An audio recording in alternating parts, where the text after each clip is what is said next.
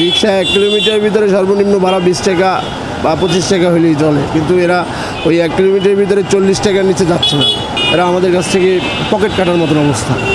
ঈদ উপলক্ষে প্রতিটা গাড়িতেই, রিক্সা হোক, সিএনজি হোক, সব কিছুতেই ভাড়া বাড়াই নিচ্ছে। যেখানে গেলে 200 টাকা দিলে চলে বা 50 টাকা দিলে চলে, সেখানে 100-150 টাকার নিচে তারা যাচ্ছে না, শুধু বসে থাকে আর রাস্তায় যানজট সৃষ্টি করে। আপনার কি মনে হয় যে রিক্সার সর্বনিম্ন ভাড়া কত টাকা হওয়া উচিত? আমি যে পথটুকু যাব এটা 50 টাকার বেশি হওয়াটা আমাদের নিম্ন লেভেলের মানুষের জন্য অনেক কষ্টদায়ক, কিন্তু মাথায় বোঝা নিয়ে যেতে হয় বিধায় আমরা যাই, যার কারণে এরা আমাদের কাছ থেকে পকেট কাটার মতন অবস্থা। যেহেতু বর্তমান দ্রব্যমূল্যের দামও অনেক বেশি, সেক্ষেত্রে ওনাদেরও একটা চলাফেরা। আমাদের তো আর বেতন ভাতা বাড়ে নাই, আমরাও তো সেই নিম্ন লেভেলের বেতন ভাতা নিয়ে এখনও আছি। যদি আমাদের আয় ইনকাম বাড়তো তাহলে হয়তো বা তাদের সাথে 10-20 টাকা বাড়াই দেওয়া যেত বা এই করা যেত। আমাদের বেতন ভাতা বাড়লে তাদেরও সুযোগ সুবিধা বাড়ানো যাবে।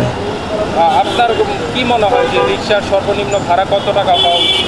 রিক্সা 1 কিলোমিটারের ভিতরে সর্বনিম্ন ভাড়া 20 টাকা বা 25 টাকা হলেই চলে, কিন্তু এরা ওই 1 কিলোমিটারের ভিতরে 40 টাকার নিচে যাচ্ছে না।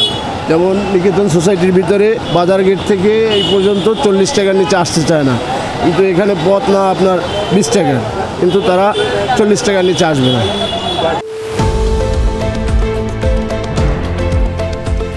দেশের পাশে, বিশ্বের সাথে, মেট্রো টিভি।